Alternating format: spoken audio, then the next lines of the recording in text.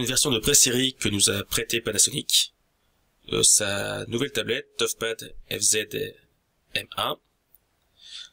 C'est une tablette de 7 pouces durcie. L'emballage que Panasonic nous a fourni n'est peut-être pas en version définitive. Elle nous a été livrée avec son chargeur et la tablette uniquement. C'est une tablette de 7 pouces qui, comme on le voit, est assez épaisse. Elle a été étudiée pour être résistante aux chocs et aux projections d'eau. L'étanchéité est assurée grâce à des caches en caoutchouc que l'on trouve sous l'alimentation, sous la prise Ethernet, une prise réseau. L'utilisation n'est pas forcément évidente, mais l'étanchéité est là. Et on en trouve encore un cache ici qui camoufle la prise USB 3 et une prise jack. Au sommet de l'appareil, on retrouve la touche volume, l'allumage, le blocage de la rotation et un bouton de raccourci. La ToughPad de Panasonic fait tourner Windows 8.1 Pro et l'ensemble est propulsé par un processeur Intel Core i5 et dispose d'un disque dur relativement confortable. On est dans un format tablette, donc un format assez réduit, mais on se retrouve vraiment avec des entrailles d'ordinateur. L'allumage de l'ensemble est plutôt rapide.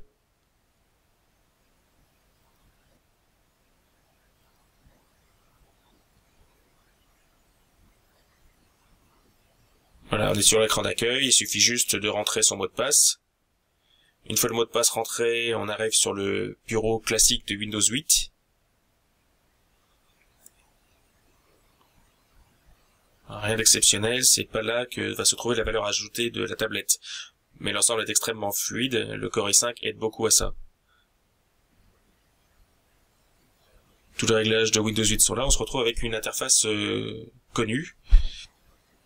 Panasonic nous livre ici une tablette, comme nous annoncé, de pré-série, mais l'ensemble est solide. Il n'y a pas de problème. On n'a pas pu la tester avec de l'eau sur la demande du constructeur, mais la certification étant là, il ne devrait pas y avoir de soucis. Comme toutes les versions de Windows 8, il y a aussi un bureau plus traditionnel, et il y a aussi la version Office en essai. Sur cette version 7 pouces, le bureau de Windows, celui qu'on trouvait sur les versions précédentes de Windows, touche un peu aux limites du format. Et les icônes sont petites, les boutons de déclenchement sont petits, il faut vraiment être très attentif pour arriver à gérer correctement ces fenêtres qui ont été étudiées pour l'usage d'une souris. Le bouton à la base de l'appareil est tactile. On ne retrouve pas d'application dédiée au secteur professionnel, mais en revanche on trouve quand même la suite Office. Sous Word, on voit effectivement s'il est pas difficile de taper au clavier, c'est même plutôt confortable. La définition élevée de l'écran et la taille réduite de celui-ci fait que tout est écrit petit. Alors effectivement on peut zoomer, mais on perd un peu en facilité, en lecture, et ce format est pas vraiment étudié pour une suite Office qui a été conçue pour des écrans plus grands. On parlait d'écran avec une résolution élevée, permet d'avoir une très belle finesse d'affichage. Ça évite d'avoir à zoomer sur internet par exemple. La lisibilité est très bonne, les angles de vision sont plutôt bons. On est sur un écran d'assez haute qualité, et en extérieur la luminosité est suffisante. Là on voit avec les reflets de la fenêtre au-dessus, c'est pas gênant, on arrive toujours à lire, donc en extérieur ça passe très bien.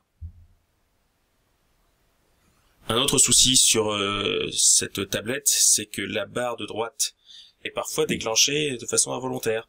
Pareil pour celle du bas, c'est un peu problématique quand on est dans une application, ça peut couper quelque chose. Donc c'est juste un détail d'ergonomie auquel il faut se faire, mais duquel il faut être conscient. On se retrouve vraiment avec un ordinateur sous Windows 8, donc tous les logiciels développés pour Windows, quels qu'ils soient, peuvent s'installer sur cette tablette. Donc que ce soit des logiciels à titre personnel ou à titre professionnel. Et c'est là que cet engin prend tout son sens pour les professionnels amenés à aller en extérieur. Petit bémol sur l'autonomie de la machine qui ne nous a pas semblé vraiment énorme, surtout par rapport aux tablettes que l'on a l'habitude d'utiliser. Mais là on est encore une fois sur un modèle qui est plus proche des composants d'un ordinateur. Là 96%, on est à 1h38 d'autonomie. L'écran est réglé au maximum, donc peut-être qu'en baissant la luminosité, le résultat sera meilleur. On remarquera quand même que si ces composants sont ceux que l'on peut retrouver sur une machine de bureau, le processeur Intel Core i5 installé dans cette Panasonic est une version mobile, donc une version qui a été étudiée pour ne développer que très peu de chaleur, dégager que très peu de chaleur. Donc la petite tablette se passe de ventilateur. Et comme on se retrouve avec les composants d'un PC, le port USB 3 que l'on trouve sur le côté sous un cache en caoutchouc est suffisamment performant pour alimenter une clé USB ou un petit disque dur portable, ce qui peut permettre de passer une présentation, en tout cas de faire transférer des contenus un petit peu lourds qui peuvent être utiles dans un usage professionnel ou personnel. Donc il devient possible de retrouver en extérieur, sur le terrain, un logiciel que l'on a l'habitude d'utiliser au bureau. De plus, l'appareil est équipé d'une caméra et d'une webcam, ce qui peut faciliter les prises de vue pour un recollement de plan par exemple, et la webcam pour une visioconférence si besoin est. En conclusion, cette Panasonic FZ M1, avec toutes ses qualités, son côté durci, elle est un peu lourde, il faut pas se leurrer, elle reste épaisse aussi, c'est pas une tablette qui a été dessinée pour être à la maison, c'est pas une tablette familiale, d'ailleurs son prix l'interdit puisqu'elle a été annoncée à 1599 € hors taxe, ce qui reste très cher pour une tablette de 7 pouces, mais c'est un prix qu'il faut relativiser, du fait de ses caractéristiques, du fait que c'est un outil professionnel, et que les composants sont très haut de gamme. D'autant que Panasonic a annoncé que cette machine pouvait tomber d'environ 1,50 m sans gros pépins, sans problème, et continuer à fonctionner sans souci. On n'a pas fait le test parce qu'encore une fois c'est une machine de pré-série et que Panasonic nous a demandé d'être indulgent, mais on va les croire. De plus, elle peut résister aussi aux progressions d'eau, donc c'est un outil professionnel parfaitement étudié aux professions qui sont amenés à aller en extérieur et pourquoi pas sous la pluie, tomber sur le sol sur un chantier.